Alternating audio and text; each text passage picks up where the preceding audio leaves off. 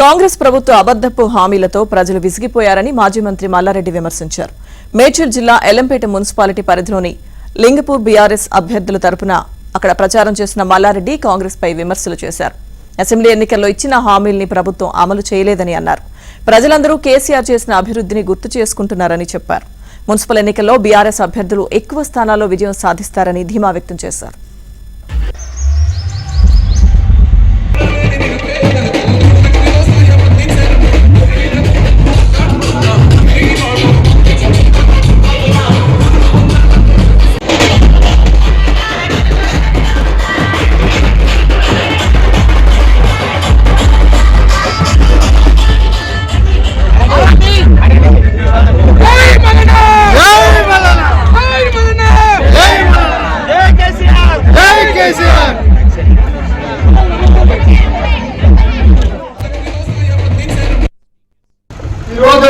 Yellampet municipality అయింది.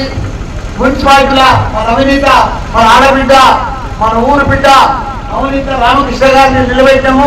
మీరందరూ కూడా అదే మాదిరిగా శ్రీలత, రమేష్ అదో వాడు 24వ వాడు టీఆర్ఎస్ పార్టీ నుంచి కారు గుర్తు మీద మొదటిసారి ఇట్లా మున్సిపల్ అయింది. కాబట్టి మీరందరూ కూడా ఈ నలుగురిని మంచిగా భారీ మెజార్టీతో గెలిపించి మన ఊరు పేరు నిలబెట్టారు. మా ఎల్లంపేట 2 ఏళ్ళు అయింది వాళ్ళ గవర్నమెంట్ వచ్చి, కాంగ్రెస్ గవర్నమెంట్.